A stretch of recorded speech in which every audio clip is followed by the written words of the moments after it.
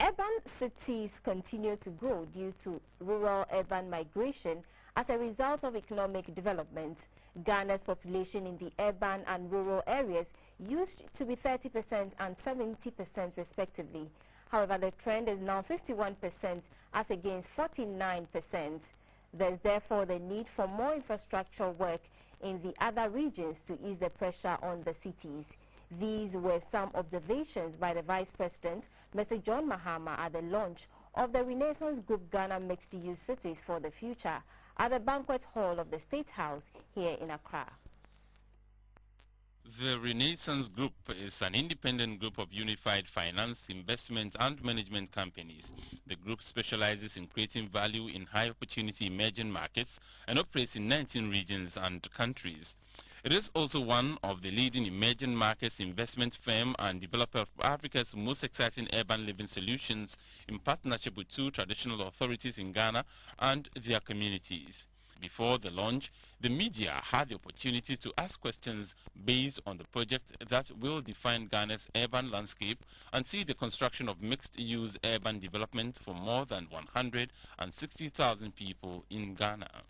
The project is to be developed at Pong Apollonia, City of Light in the Greater Accra region and King City in the Western region. The groundbreaking for infrastructure development is expected in 2013. According to the Vice President of the Renaissance Group for West Africa, Delawu Sonu, the mixed-use cities are expected to ease the current congestion in the cities. We're looking at creating an environment where people can work, live and play. The King City and Apollonia City of Light will be developed on 2,400 and 2,000 acres respectively. The project will target majority of the youth as a means of employment and seeks to accommodate 80,000 residents. It will be developed for residential properties, retail and commercial centers. The CEO of the Renaissance Group is Mr. Stephen Jennings. If these projects are successful, there'll be a tremendous multiplier impact in terms of imitation, new technologies and high levels of aspiration. The chief of Takra Demand and Apollonia, Osahini Katiche Busumankura and Nite Adumwa, heralded the development as innovative as these regions are transforming into a model of excellence, leveraging on the enhanced human capital base. The projects are expected to boost local and foreign enterprises in the beneficiary communities.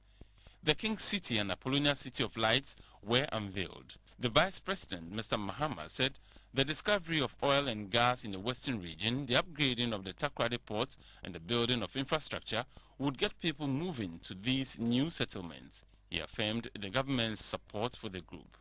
We need to develop a new model towards spatial planning of our urban centers, because urbanization is going to continue at the rate at which it's happening.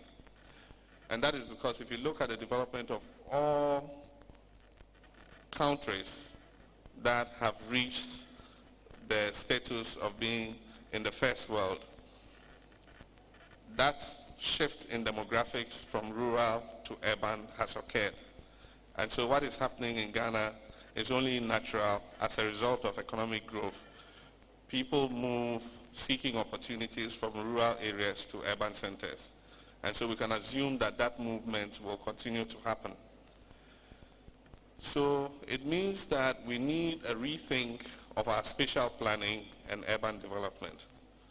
And so if the private sector undertook on itself to develop 2 whole new cities, then all government needed to do was to give its blessing and encourage them to proceed.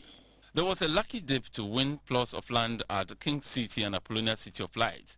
With this, the Minister of Water Resources, Works and Housing, Mr. E.T. Mensah, said the winners have got a head start and have no doubt that the attractions offered will soon excite more people. There were performances from Ifia Awindo, Ofie Kojo and the music man, Kuduenchi.